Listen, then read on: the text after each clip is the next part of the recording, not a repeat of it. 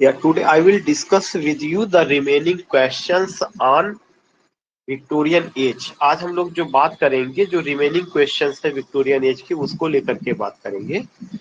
जिसमें question number 32 है, Paracelsus is the poem. जो पैरासेल्सस है, Paracelsus is the poem. Paracelsus poem है किस एज का? विक्टोरियन एज का। ब्राउनिंग वाज फॉलोड बाय सार्डिलो, जिसमें ब्राउनिंग की ये पोयम जो है सार्डिलो के द्वारा फॉलो की गई थी। Which is again the study of, इसमें किसका स्टडी किया गया? सोल का। ये क्वेश्चन काफी इंपॉर्टेंट है। इसलिए इंपॉर्टेंट है कि इस क्वेश्चन में ये पूछने की या ये पूछा गया कि एक्चुअली में जो रॉबर्ट ब्राउनिंग है, उनकी जो पोयम पैरास या जो उनका पोयम पैरासेल्सस है, इसमें जो है किसकी स्टडी की बात की गई है? सोल की स्टडी की बात की गई है। क्वेश्चन नंबर 33 है, इन विच पोयम, किस पोयम में browning produced a drama. Browning एक ड्रामा प्रोड्यूस किया है, lyrical and consisting of isolated scenes, जो कि एक पार्टली लिरिकल है और जिसमें एक आइसोलेटेड सीन को जगह दी गई है, that is the Pippa passes. तो ये सारा क्वेश्चन ब्राउनिंग से रिलेटेड है, ब्राउनिंग के वर्क से रिलेटेड है। मैं इन दोनों क्वेश्चंस को फिर से रिवाइज कराना चाहूंगा कि ये जो दोनों क्वेश्चन है, क्वेश्चन नंबर 32 पैरासेल्सस, ये जो पोयम है विक्टोरियन एज का है, इसको जो है ब्राउनिंग इसमें फॉलो करते हैं किसको? सार्डिलो को। Which is again the study of, जो कि स्टडी किसका? सोल का स्टडी। अगर क्वेश्चन आता है पैरासेल्सस में ब्राउनिंग किसके बारे में बात करते हैं? द स्टडी ऑफ सोल के बारे में बात करते हैं। जो ब्राउनिंग का ड्रामा जो पार्टली लिरिकल है और जिसमें कंसिस्टिंग है आइसोलेटेड सीन का, वो कौन सा है? पीपा पासेस है। नेक्स्ट क्वेश्चन है कि what volumes were Browning written that are chiefly monologues. Browning का वो कौन सा वॉल्यूम है जो चीफली मोनोलॉग है? And his reputation as a great Victorian poet, और जो उनको जो है एक विक्टोरियन पोएट के रूप में इस्टेब्लिश करता है, ब्राउनिंग का वो कौन सा वर्क है? तो ब्राउनिंग ने ड्रामेटिक लिरिक लिखा, 1842 में आया। ब्राउनिंग ने ड्रामेटिक रोमांसेस एंड लिरिक्स लिखा, जो 1845 में आया। ब्राउनिंग ने मेन एंड वुमन लिखा, जो 1855 में आया। ड्रामेटिक पर्सोना लिखा, जो 1864 में आया। ड्रामेटिक इडल्स लिखा, जो 1879 में आया। इस तरह से इनका answer C is the right answer, both A and B. A और बी में जितना भी वर्क दिया गया ये सब ब्राउनिंग ने लिखा है और इसने उनको as a Victorian poet establish किया। क्वेश्चन नंबर 35 है, which collections of Browning were a poetry of new kind in England. वह कौन सा कलेक्शन था ब्राउनिंग का जो कि इंग्लिश पोइट्री या इंग्लैंड में एक नई तरह की पोइट्री को जन्म देता है?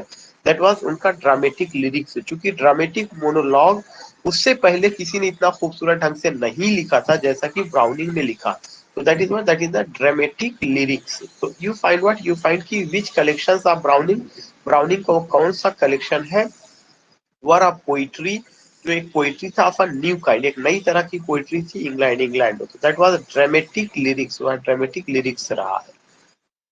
क्वेश्चन नंबर 36 है, some of the important dramatic lyrics written by Browning. कुछ इंपॉर्टेंट ड्रामेटिक लिरिक्स हैं जो ब्राउनिंग ने लिखा है, a great Victorian poet are, उसमें जो कि और वो एक अपने आप को ग्रेट विक्टोरियन पोएट्स के रूप में इस्टेब्लिश करते हैं। वो कौन कौन सा उनका रहा है? ये सब उनका रहा है। जैसे बिशप बिशप ब्लाउग्राम्स एपोलॉजी उनका वर्क है। टू इन गोंडोला, ये भी उनका वर्क है। पॉर्फिरिया, पॉर्फिरियाज लवर भी उनका वर्क है। फ्रा लिप्पी उनका वर्क है। द लास्ट राइड टुगेदर, उसके बाद चाइल्ड रोलान टू अ डार्क टार, ये भी उनका वर्क है। अग्रामेरियंस फ्यूनरल उनका वर्क है। राबी बेन एजरा उनका वर्क है। My last duchess. तो ऑल ऑफ देम, इसमें जितना all of them, these are the works of Robert Browning, और वो उनको इस्टेब्लिश करता है great Victorian poet. So here you are getting about whom some questions related to Browning, उनका important work. Question number 37 है, in Browning brought out 4 successive volumes of which poem. यानी कि browning का वो कौन सा 4 सक्सेसिव वॉल्यूम है जो कि उनका मास्टरपीस समझा जाता है? वो कौन सा? That is the ring and the book. The ring and the book उनका 4 सक्सेसिव वॉल्यूम था जो कि उनका क्या समझा जाता है? मास्टरपीस समझा जाता है। तो इफ एनीवन आस्क यू कि the ring and the book क्या है, the ring and the book is a एक उनका पोइटिक कलेक्शन है जो उनका मास्टरपीस के रूप में ट्रीट किया जाता है। द विक्टोरियन एज पोएट, वो कौन से विक्टोरियन एज के पोएट थे? Who is the poet of love, जो पोएट ऑफ लव है, लाइफ है, of the will to live, और जो इसमें विश्वास करते हैं कि जियो और जीने दो, here and beyond the grave was, और वो एक सीरियस पोएट के रूप में भी लिए जाते हैं। फिर से क्वेश्चन पढ़ दूं कि वो कौन से विक्टोरियन पोएट है जो पोएट ऑफ लव है, पोएट ऑफ लाइफ है, और साथ ही साथ poet of will to live है, here and beyond grave was. वो कौन से? Robert Browning. वो कौन है? रॉबर्ट ब्राउनिंग है। फिर आगे नेक्स्ट क्वेश्चन है 39, what was the chief fault of browning poetry? Browning की पोइट्री का चीफ फॉल्ट क्या है? ऑब्सक्यूरिटी। ये क्वेश्चन कई बार पूछा जा चुका है कि ब्राउनिंग की पोइट्री की सबसे निगेटिव वे में आप उसको कैसे देख सकते हैं। ब्राउनिंग की पोएम काफी ऑब्सक्योर है, कठिन है, इनडायरेक्ट में उसमें बहुत सारी बातें की जाती है। तो obscurity is the chief fault of Browning's poetry in the opinion of some critics. कुछ क्रिटिक्स की नजर में विच विक्टोरियन इरा पोएट, वह विक्टोरियन एज के कौन से पोएट थे, is considered the greatest poet in English literature, जो कि ग्रेटेस्ट पोएट्स जाने जाते हैं इंग्लिश लिटरेचर में सिंस शेक्सपियर, शेक्सपियर के बाद। करें कि कुछ क्रिटिक्स की नजर में वो विक्टोरियन एज के कौन से पोएट है जिनको ग्रेट पोएट के रूप में ट्रीट किया जाता है? Robert browning. अगर इन द सेंस कि ये बताना चाहते हैं कि शेक्सपियर के जाने के बाद या शेक्सपियर के बाद अगर किसी को ग्रेट पोएट का दर्जा दिया गया है, खास करके विक्टोरियन एज का, तो कौन है? रॉबर्ट ब्राउनिंग है। विच अर्ली विक्टोरियन पीरियड, करें जो अर्ली विक्टोरियन पीरियड पोएट्स थे came under the influence of romantic poets, वो कौन से जो है अर्ली विक्टोरियन पोएट थे जिनके ऊपर जो है विक्टोरियन पोएट्स का जो कि रोमांटिक एज से प्रभावित थे? आल्फ्रेड लॉर्ड टेनिसन थे, रॉबर्ट ब्राउनिंग थे। Answer A is the right answer. ये अर्ली विक्टोरियन पोएट्स थे जो किससे प्रभावित थे? रॉबर्ट ब्राउनिंग और टेनिसन जो है रोमांटिक एज के पोएट से प्रभावित थे। अब जो नेक्स्ट क्वेश्चन है वो किससे? मैथ्यू आर्नोल्ड से है। मैथ्यू आर्नोल्ड का जन्म 1822 में हुआ, 1888 में उनकी मौत हुई है। वो एक पेसिमिस्टिक पोएट रहे हैं। एंड यू गेट हियर की क्वेश्चन नंबर 42 है, which Victorian age poet reacted against the ornate and fluent romanticism of Shelley and Keats? वह कौन सा विक्टोरियन एज के पोएट है जो कि शेली और कीट्स के ऑर्नेट और रोमांटिसिज्म के अगेंस्ट में बात करते हैं? That was Matthew Arnold. Matthew Arnold ने क्या किया है? उन्होंने रोमांटिसिज्म का जो कॉन्सेप्ट है उसके अगेंस्ट में बात करते हैं कि शेली का जो रोमांटिसिज्म है, कीट्स का जो रोमांटिसिज्म है, ये काफी हद तक इसका असर भी विक्टोरियन अर्ली विक्टोरियन पोएट्स पे देखने को मिलता है। वो उसके अगेंस्ट पे जाके बात करते हैं। बिसाइड्स बीइंग अ पोएट, एक पोएट होने के अलावा विच अर्ली विक्टोरियन पोएट, वो कौन से अर्ली विक्टोरियन इरा पोएट थे? ग्रेट क्रिटिक, जो कि एक ग्रेट क्रिटिक भी थे पोइट्री के, perhaps the greatest critic during the Victorian period, शायद विक्टोरियन एज के सबसे बड़े क्रिटिक थे। And he belongs to that rare category of the critic, और उस कैटेगरी से बिलोंग करते क्रिटिसिज्म के, who is a poet also, जो कि पोएट भी थे। मतलब कुल मिला के विक्टोरियन एज के वो कौन से पोएट थे जो क्रिटिक भी थे, पोएट भी थे और क्रिटिक भी थे? तो मैथ्यू आर्नोल्ड। मैथ्यू आर्नोल्ड ने स्टडी ऑफ पोइट्री लिखा। मैथ्यू आर्नोल्ड ने फिलिस्तीन टर्म का कॉन्सेप्ट दिया। मैथ्यू आर्नोल्ड ने आपका एक और कॉन्सेप्ट दिया है जो बहुत इंपॉर्टेंट है, टच स्टोन मेथड का। तो मैथ्यू आर्नोल्ड पोएट भी और क्रिटिक भी, ये विक्टोरियन एज के पोएट और क्रिटिक है। ऐसे ही रोमांटिक एज के पोएट भी और क्रिटिक भी दोनों कौन रहे हैं? रोमांटिक एज में एस.टी. कॉलरिज रहे हैं। मॉडर्न एज में कौन रहे जो पोएट भी है क्रिटिक भी है? टी.एस. एलियट रहे हैं। Among his early poems, which poem of Arnold deserves the highest place? करें कि among his early poems, जो early poems है, which poem of Arnold, Arnold का वो कौन सा पोएम रहा है जो हाईएस्ट प्लेस डिजर्व करता है? Sonnet on Shakespeare. जो मैथ्यू आर्नोल्ड थे उन्होंने शेक्सपियर को श्रद्धांजलि देने के लिए एक सोनेट लिखा था जिसका नाम सोनेट ऑन शेक्सपियर है, और ये जो है काफी हद तक उनको नेम और फेम लाता है। The longer poem written by Arnold includes, करें आर्नोल्ड ने जो लॉन्गर पोयम लिखा उसमें कौन कौन सी पोयम आती है? स्ट्रेट रेवलर, यस उनका लॉन्गर पोयम है। एम्पीडोक्लस ऑन एटना, उनका लॉन्गर पोयम है। Sohrab and Rustum, longer poem है। The scholar gipsy, longer poem है। थायरिसिस, लॉन्गर पोयम है। तो बोथ ए एंड सी, ये C is the right answer, this is the, इसमें जितना भी है बहुत इंपॉर्टेंट है कि स्ट्रेट रेवलर उनका लॉन्गर पोयम है।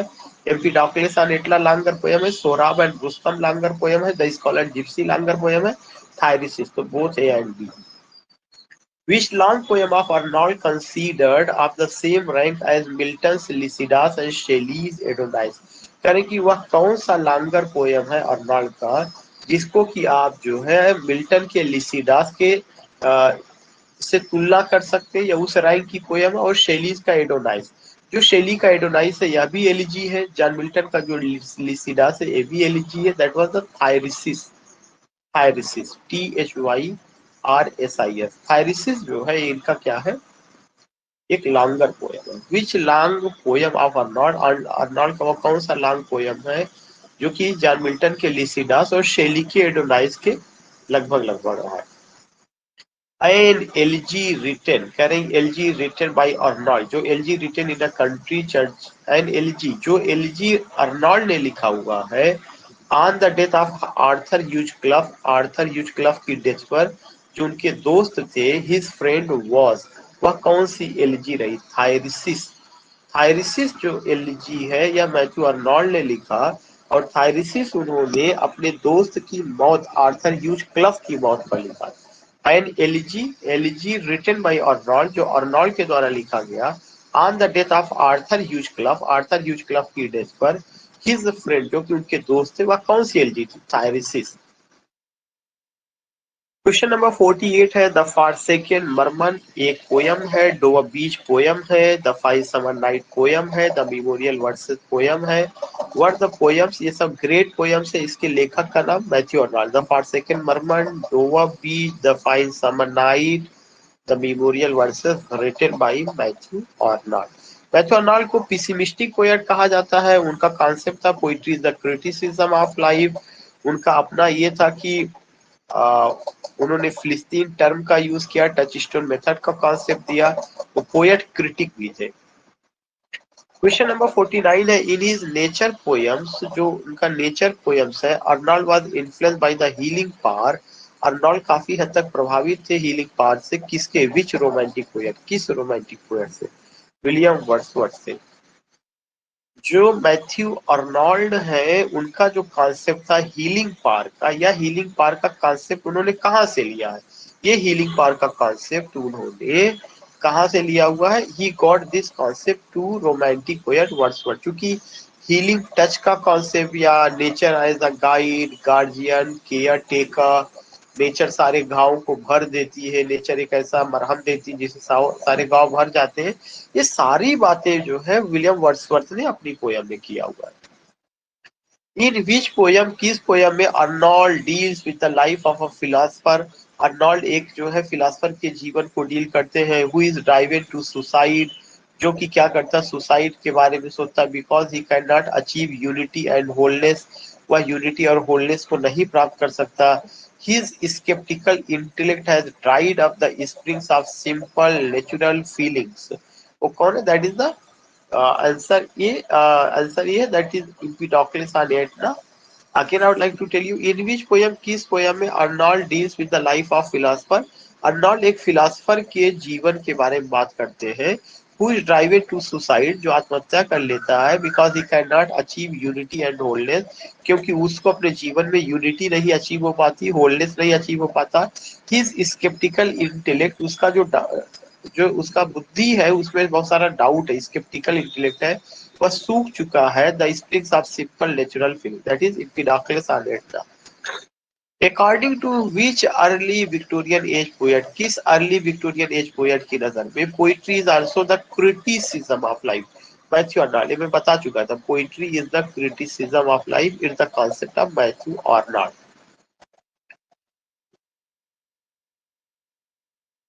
नेक्स्ट है एलिजाबेथ बैरेट ब्राउनिंग, राइटर है। 1806 में उनका जन्म हुआ, 1861 में उनकी मौत हुई है। और एलिजाबेथ बैरेट ब्राउनिंग किसकी विक्टोरियन एज की पोएटेस है, वाइफ रही है आपके रॉबर्ट ब्राउनिंग की। क्वेश्चन नंबर 52 है, who were the well known minor poets, जो माइनर पोएट्स है विक्टोरियन एज के वो कौन थे? एलिजाबेथ बैरेट ब्राउनिंग और आर्थर ह्यूज क्लफ, ये दोनों उतना फेमस नहीं हुए थे। नेक्स्ट क्वेश्चन है, Elizabeth Barrett was the wife of which great Victorian poet? Elizabeth Barrett किसकी पत्नी थी, किस महान पोएट की पत्नी थी? रॉबर्ट ब्राउनिंग की पत्नी थी। Elizabeth Barrett became Mrs Browning, Elizabeth Barrett की शादी रॉबर्ट ब्राउनिंग से कब हुई थी? 1840 में, 1845 में, 1846 में? 1846 में। अबाउट विच एजेस, किस एज के बारे में Elizabeth Barrett had won fame by writing poems in imitation of college before her marriage? करें अबाउट विच एजेस, किस एजेस में Elizabeth Barrett had won fame, उनको प्रसिद्धि मिली बाय राइटिंग पोएम्स, जब उन्होंने पोएम लिखा उस एज के बारे में, इन इमिटेशन ऑफ कॉलेज, कॉलेज की नकल करते हुए, बिफोर हर मैरिज, अपने शादी से पहले, मिडिल एज। इसका मतलब एलिजाबेथ बैरेट ब्राउनिंग जो है कॉलेज से प्रभावित थी और कॉलेज की तर्ज पर उन्होंने मध्य युग की नकल करते हुए पोयम लिखा। Answer A is the right answer. Next है, in which of her poem, किस पोयम में Mrs Browning gave voice to sensitive pity, किस पोयम में मिसेस ब्राउनिंग ने अपनी आवाज बुलंद की है एक सेंसिटिव गंभीरता के साथ की दया दिखाई जानी चाहिए? कूपर्स ग्रेव, उनका एक वर्क है Cowper's grave. C is the right answer. Next question है, which poem of Elizabeth Barrett is an eloquent protest against the employment of children in factories? Elizabeth Barrett की वो कौन सी पोयम है जिसमें उन्होंने चाइल्ड लेबर का विरोध किया हुआ है? That is the cry for children, की जो बच्चे हैं वो फैक्ट्री में काम कर रहे हैं, चाइल्ड लेबर को लेकर के उन्होंने विरोध किया, the cry for children. Which Elizabeth Barrett wrote, वह एलिजाबेथ बैरेट का कौन सोनेट, एलिजाबेथ बैरेट ने एक सोनेट लिखा था जिसका नाम sonnet from the Portuguese, tell most delicately and tenderly her deep love for and sincere gratitude to Browning who brought her who was sick and lonely back to health and life? Elizabeth Barrett Browning ने लिखा sonnet from Portuguese, जो कि tell most delicately and tenderly her deep love, जो उनका deep love दिखाता है, किसको दिखाता है? अपने हस्बैंड रॉबर्ट ब्राउनिंग के प्रति, and sincere gratitude to Browning who brought her who was sick and lonely back to health and life. उस समय जब उन्होंने लिखा था तो बहुत ही बीमार थी, अकेली थी, लेकिन इससे उनका स्वास्थ्य काफी हद तक कवर होता है। ये चीज उन्होंने लिखा था तब जब उनकी शादी ब्राउनिंग से नहीं हुई थी, before her marriage with Browning. Question number 59 है, which poem of Elizabeth Barrett is in the form of an epic और रोमांटिक थीम? कौन सी पोयम है एलिजाबेथ बैरेट का जो कि जो है रोमांटिक थीम पर आधारित है? दैट इज अरोरा ले, जो एक एपिक फॉर्म में लेकिन रोमांटिक थीम। अरोरा ले, ये सारे क्वेश्चन पूछे जा चुके। अरोरा ले। नेक्स्ट माइनर पोएट है आर्थर ह्यूज क्लफ, उनका जन्म 1819 में हुआ, 1861 में उनकी मौत हुई है। Arthur Hugh Clough was a friend of, Arthur Hugh Clough किसके दोस्त थे? मैथ्यू आर्नोल्ड के दोस्त थे। और आर्थर ह्यूज क्लफ की ही डेथ पर उन्होंने जो लिखा हुआ वो कौन सा है? Thyrsis elegy. In which poem Arthur attempt, किस पोयम में आर्थर ने प्रयास किया टू रिकंसाइल, की रिकंसाइल कर सके the special and the ideological tendencies of the soul, जो सोल है उसकी टेंडेंसीज और उसकी आइडियोलॉजी को किस पोयम में उन्होंने कहा? That is the B is the right answer. Dipsychus the double soul में उन्होंने बात कही। Answer B is the right answer. The best known work of Clough, करें जो आर्थर ह्यूज क्लफ जो पोएट है उनका best known work, in which he has given a lively account of an excursion of Oxford student, जिन्होंने जो है Oxford students के सैर सपाटे का वर्णन किया है, वो कौन सी पोयम है? That is the Bothie of Tober na Vuolich, the Bothie of Tober na Vuolich. इतना इंपॉर्टेंट नहीं, बस एक नजर में देख लीजिए। Like which romantic age poet Clough emphasises the spiritualising and purifying power of nature. कह रहे हैं कि कौन से पोएट थे रोमांटिक एज के, कि उन्हीं के पैटर्न पर आर्थर ह्यूज क्लफ ने भी क्या किया है, आर्थर ह्यूज क्लफ ने भी एम्फेसाइज किया, जोर दिया है स्पिरिचुअलिटी को लेकर के और purifying of power of nature को लेकर के। That is William Wordsworth. So in this way you came to know about minor Victorian poets, major Victorian poets, early Victorian poets and late Victorian poets. So today I have covered these questions और अभी मैं कुछ ही देर में कुछ और question भेजूंगा कल के लिए।